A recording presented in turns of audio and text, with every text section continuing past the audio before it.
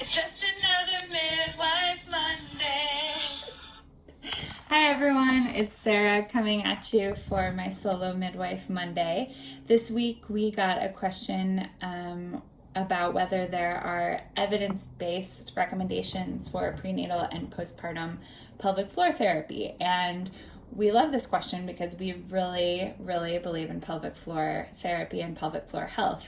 So a third of women living in the United States will experience pelvic floor dysfunction in their lives, and that can range from urinary incontinence to fecal incontinence, pain with sex, pain with normal everyday activities.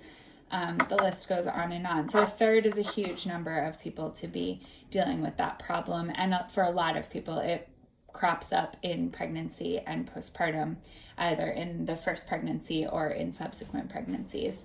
So there have been a number of studies looking at whether pelvic floor therapy does help with dealing with pelvic floor dysfunction, and all of the studies have shown that there is an association between having dedicated pelvic floor therapy and pelvic floor exercise and avoiding long-term pelvic floor issues. So the data is definitely there on a number of studies in the US and in the world about the fact that kind of looking at that in a concentrated way does have an effect on long-term outcomes, particularly urinary incontinence. That's kind of the most common thing that ends up happening for people.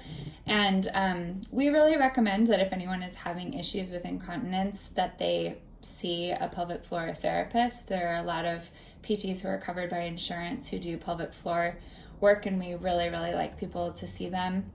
And then on top of seeing a dedicated specialist who can work with you, do an eval, and then come up with a treatment plan, there's also just a lot of lifestyle factors that can contribute to pelvic floor health.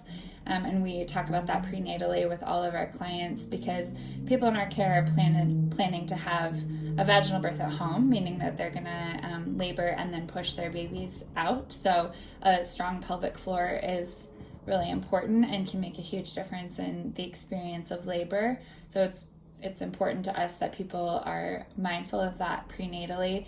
And then postpartum, we're doing evaluations for pelvic floor and then making recommendations following what the evidence says as well. And if you want to know more about pelvic floor health in general, there's a lot of resources out there. It's something that we really wish that more people of the childbearing age were thinking about, because a lot of the issues crop up later in life but have been going on since people were quite young, and there's a lot of lifestyle factors that can really influence how it all goes, ranging from like what kind of movement are you getting, how are you sitting, how is your mobility, what footwear are you wearing, all sorts of things. The list goes on and on, but it's really strongly been demonstrated that pelvic floor therapy prenatally and postpartum does have to do with long-term pelvic floor health.